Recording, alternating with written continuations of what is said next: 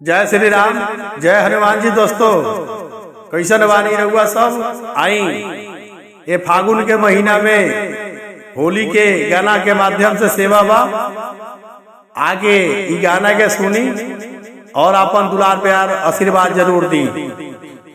का तू जालू अकेल ए राधा जमुना के तीरे, का तू जालू अकेल ए राधा जमुना के तीरे, का तू जालू अकेल, का तू जालू, का तू जालू अकेल, का तू जालू अकेल ए राधा जमुना के तीरे, का तू जालू अकेल ए राधा जमुना के तीरे।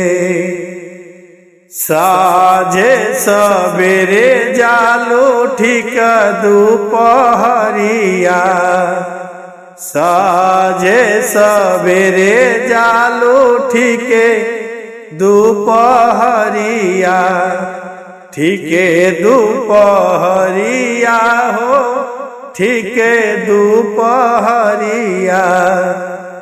कबो गद बेरे जालू रात के अन्हरिया, कबो गद बेरे जालू रात के अन्हरिया। नीति उठी जालू तू फजीर हो, ए हो नीति उठी जालू तू फजीर ए राधा जमुना के तीरे, का तू जालू अकेल ए राधा जमुना के तीरे। श्याम के रंग में रंगवलू गुजरिया, श्याम के रंग में रंगइलू गुजरिया। हरि रंग हरिहर लगइलू चुनरिया, हरि रंग हरिहर रंगइलू चुनरिया।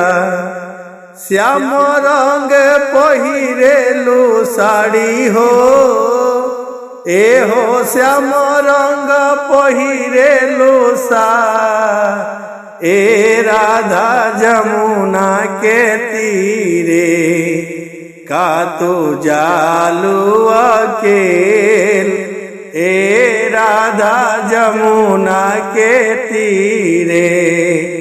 श्याम के प्रेम में सकल ब्रज नारी, श्याम के प्रेम में सकल ब्रज नारी। रंजित गौतम मन मोहेले मुरारी, श्याम के प्रेम में सकल ब्रज नारी।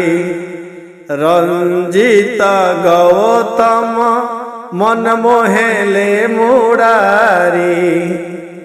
जादू कैले जाति के अहीर हो, ए हो जादू कैले जाति के अहीर, का तू जालू हो अकेले राधा जमुना के तीर, का तू जालू हो अकेले राधा जमुना के तीर, का तू जालू अकेल, का तू जालू, का तू जालू अकेल, का तू जालू अकेल ए राधा जमुना के तीरे, का तू जालू अकेल ए राधा जमुना के